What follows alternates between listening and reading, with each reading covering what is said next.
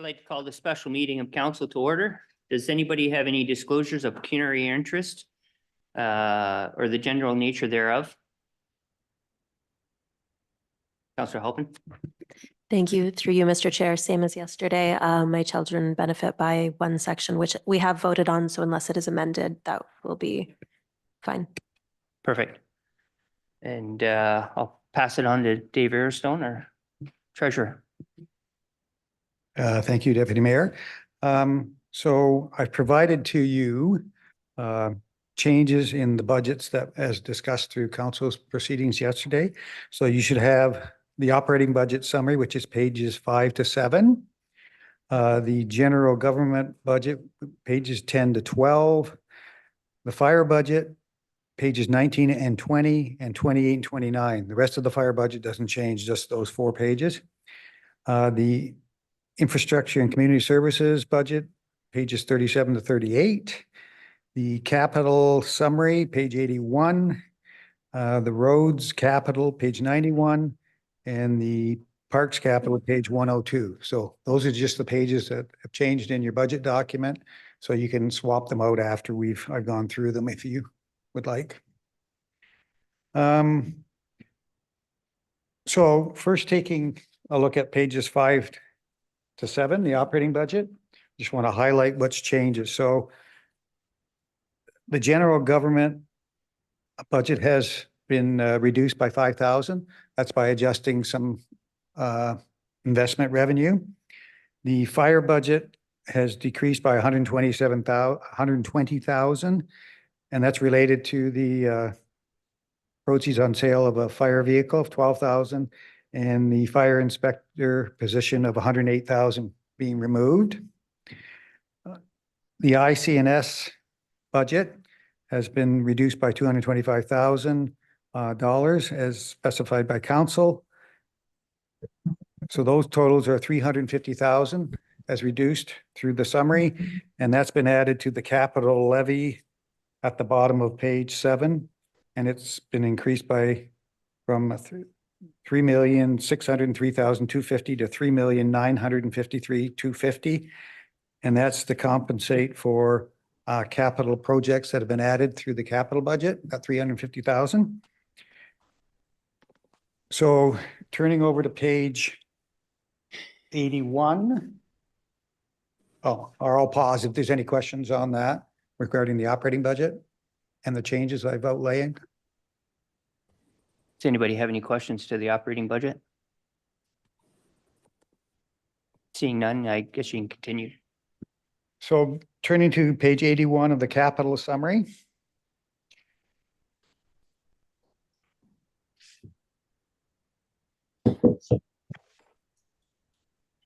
So as part of this capital summary, we removed the parking lot at the medical center for 150,000. We removed a tractor, piece of equipment for 65,000. But then we've added the sidewalk on McBain for 125 and the lighting of Turvey Park for 225,000, which increases the total capital expenditures by a net of 135,000. And then the funding for those are reflected in the various columns. Are there any questions on that? If I might, thank you, Mr. Chair or Deputy Mayor. Council, these adjustments were based on conversations that you had in yesterday's meeting. In order to proceed, because this was not on the original budget as presented to council, there is a motion to defer the discussion about the lighting at the park. I'm not sure council at this time would like to proceed to continue that conversation, to take that motion from the table and decide how you'd like to proceed. Councillor Bachman. Yeah, I'd like to discuss, please. Councillor Halpin. I'll second that we lift from the table.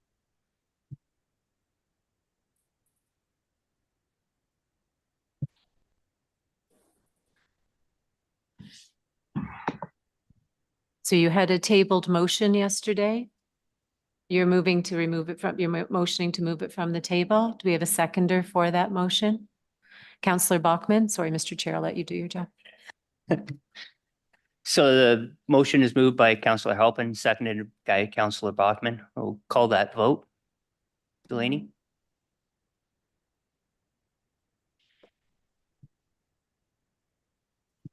Counselor Graham, Yes. Counselor Halpin, Yes. Counselor Watson, Yes. Counselor Connors, Yes. Counselor Bogman, Yes. Deputy Mayor Noble, Yes. Mayor Sloan. Yes. That's carried. Thank you.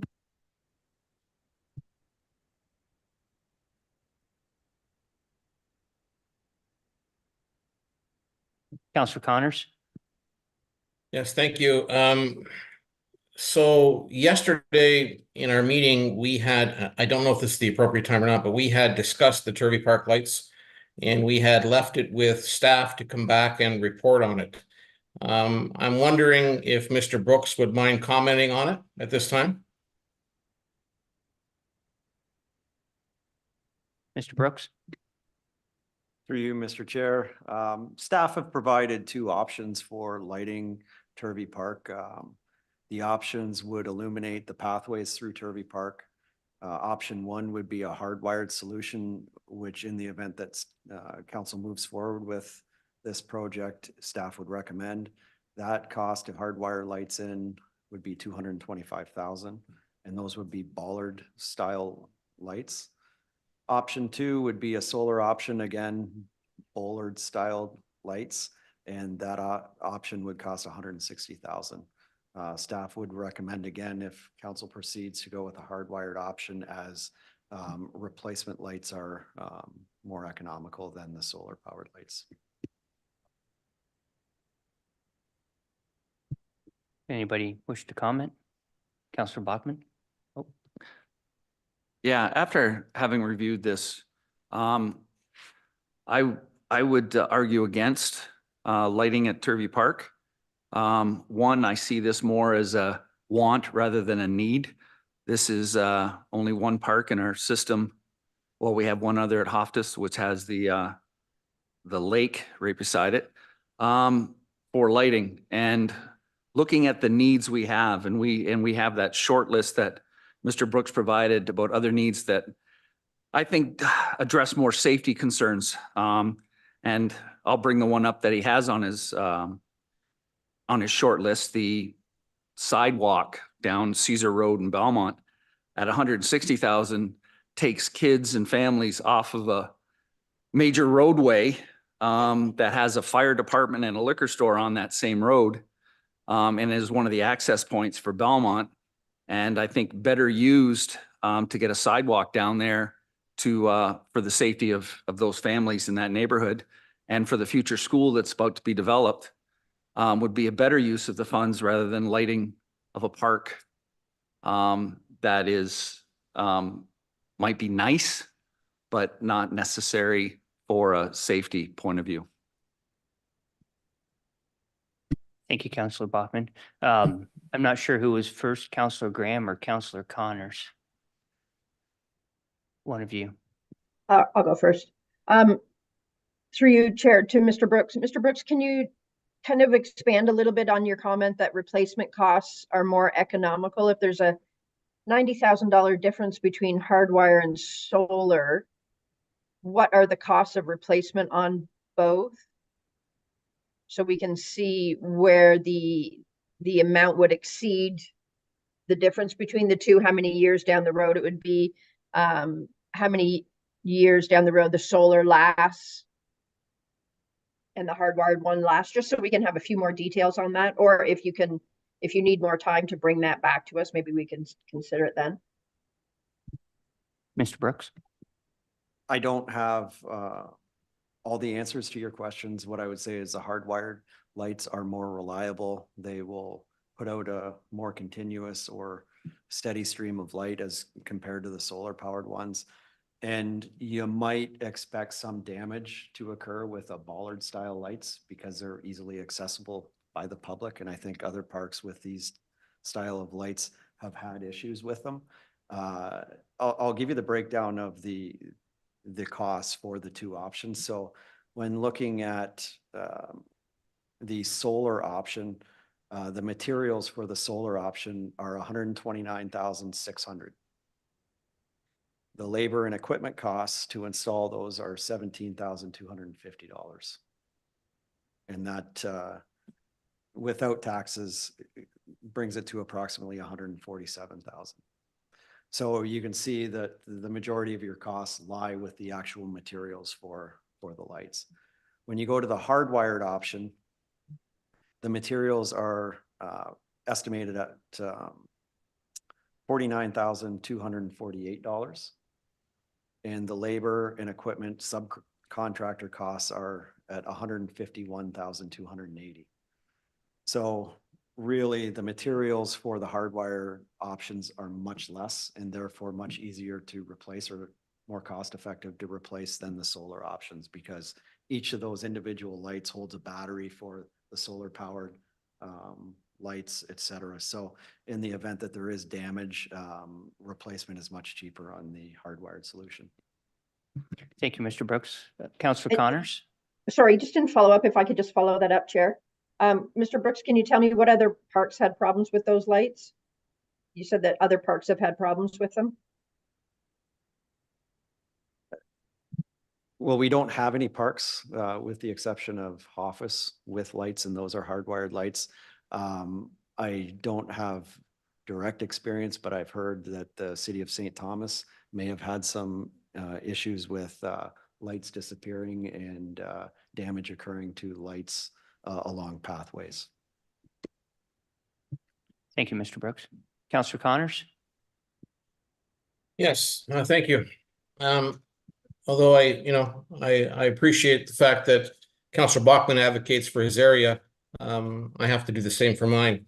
Last year, early in the year, we were motivated. We were basically, I don't want to say we were told, but to go to the people and find out, what they wanted and what they'd like to see in their area. So following that, I held a town hall, and one of the items that came out of this town hall that the people wanted were these lights in Turvey Park. And part of the reason they did that was because whether they're walking dogs, walking home from work, taking a walk, if there's trouble in the park, the police will not go into the park to help them when there's no lights. So it's a safety item as well. And that's why I've put this forward. And I think at this point, I'd like to make a motion to install the hardwire lights at Turvey Park. Thank you, Councillor Connors. Councillor Halpin? Thank you. I do agree that we're all responsible to look to represent the needs of our communities. It's also important to understand that we can't do everything that is wanted in a single year. If you were to ask our community, I think every single road that we have should be paved and every single street and every single park should be lit. But if we were going to spend $250,000 on every single park, just because we have one example in one place that has lighting, I mean, we could beggar ourselves just on park lighting, and that's not counting any other thing that the communities want. And I do believe that Councillor Connors has admirably advocated for his community in that he's already made sure that we're going to have the sidewalk, which is a safety and accessibility matter. But meanwhile, we do have, for example, Councillor Bachman saying that he also has a very similar need in his own community, and with a school going in very soon. And unless this matter of police not responding in parks is important enough that this council thinks we should go ahead and light every single park, and if it's urgent enough that it should be all done in 1 year, then at this point, what we're looking at is spending a substantial amount on only one ward without addressing a comparable safety need elsewhere. Thank you. I'm wondering if Mayor Sloan could speak to this being on the police board, them not responding to a park with no lights. Thank you. Through you, Deputy Mayor. I don't know the specifics on that. I'm happy to ask, but to answer your question, I've not done that research and don't know the answer. Thank you. Counselor Graham and then Counselor Bachman. I'll second the motion that Councillor Connors has made. I think that it is a bit of a safety, well, more than a bit of a safety issue. If we have the police saying that they're not even going to go into the parks, I know the parks in Port Stanley, even though some of them aren't lit, the police still go into those parks. So for me, if Councillor Connors is saying that, first of all, I would believe what he's saying. And secondly, if that is the issue, that even the police don't feel safe going into a park, then we definitely need to light it. So I'll definitely second that motion. Thank you, Counselor Graham. Counselor Connors?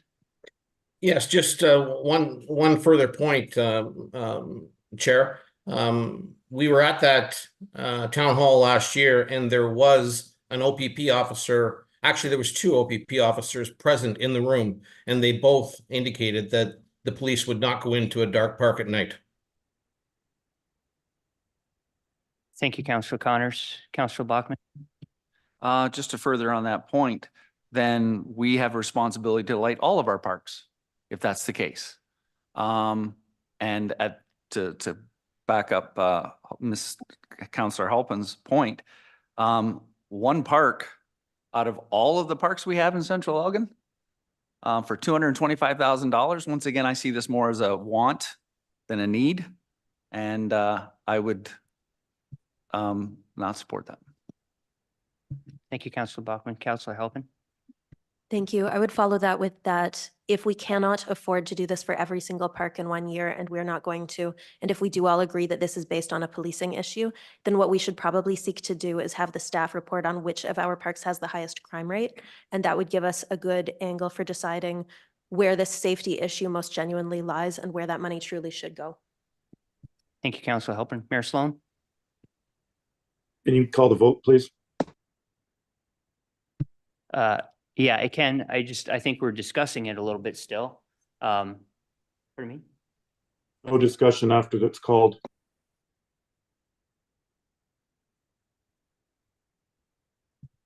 Okay, well, we'll call the vote.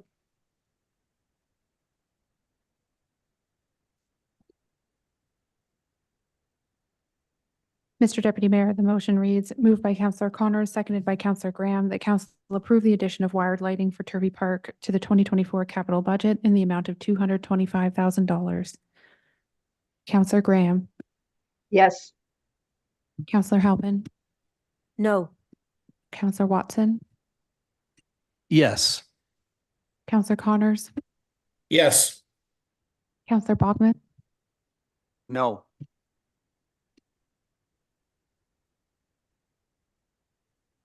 Deputy No. Mayor Noble. Mayor Sloan, Yes. that's carried. Thank you.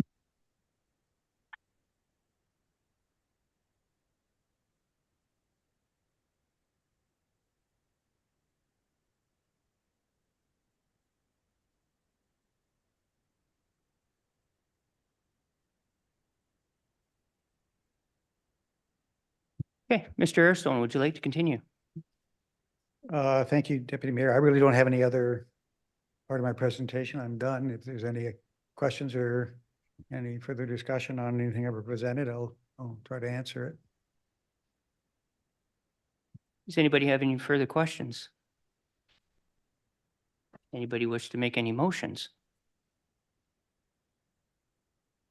Okay, are we on to the bylaws?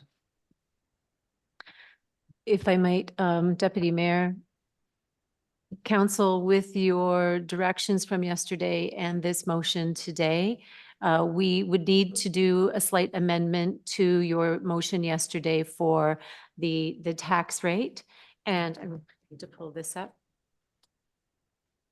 We would require a motion to amend.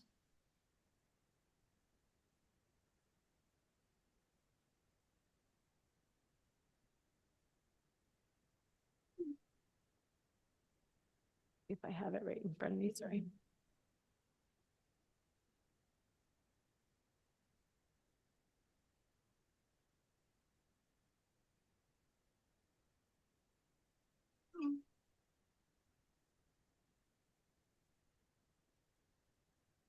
So council, yesterday you had made a motion for the 2024 budget. And because we need to do adjustments to those operating capital and tax levy dollars, please with the understanding that the intent of the motion remains the same, that this is a 0% tax increase. But we will need a motion to amend the municipality of Central Elgin's approval for the 2024 budget, whereby the adjusted gross operating capital expenditures of $19,554 and $608 and $15,773,728 respectively be refunded by the adjusted general tax levy of $17,219,505 and the adjusted other revenues of $18,099,831. Isn't it millions? Oh, sorry. Thank you, Mr. Mayor. Millions. 19 million. Thank you, Ms. Greenall.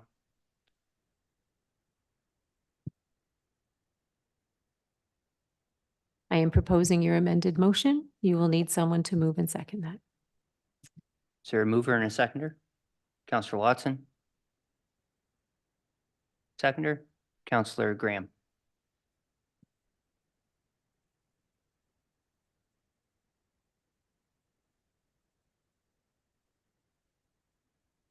Counselor Graham, Yes. Counselor Halpin, Yes. Counselor Watson, Yes. Counselor Connors, Yes. Counselor Bogman, No. Deputy Mayor Noble, Yes. Mayor Sloan. Yes.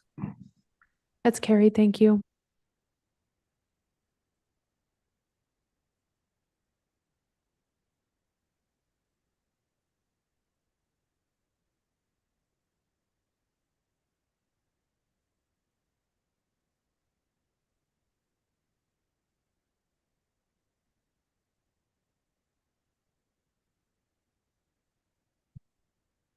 So we'll move on to bylaws.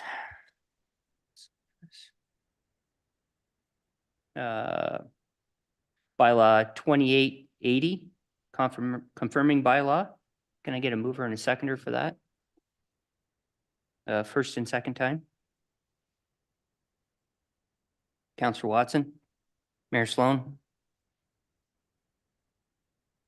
Mr. Deputy Mayor, the motion reads, moved by Counselor Watson, seconded by Mayor Sloan, that bylaw 2880 be read a first and second time. Counselor Graham, Yes. Counselor Halpin, Yes. Counselor Watson, Yes. Counselor Connors, Yes. Counselor Bogman, Yes.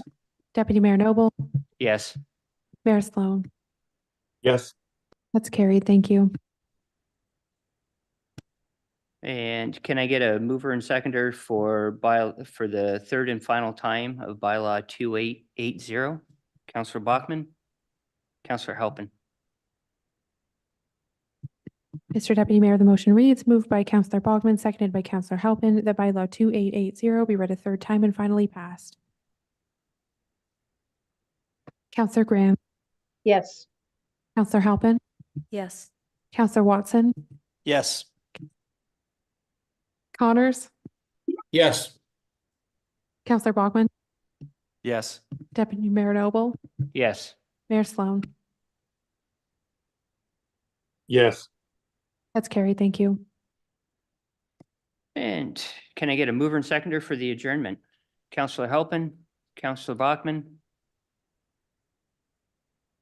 Call the vote. Mr. Deputy Mayor, the motion reads, moved by Counselor Halpin, seconded by Counselor Bogman, that the special meeting of council dated Wednesday, April 3rd, 2024 be adjourned at 12:25 p.m. Counselor Graham, Yes. Counselor Halpin, Yes. Counselor Watson, Yes. Counselor Connors, Yes. Counselor Bogman, Yes. Deputy Mayor Noble, Yes. Mayor Sloan. Yes. That's carried. Thank you. Thank you, everyone.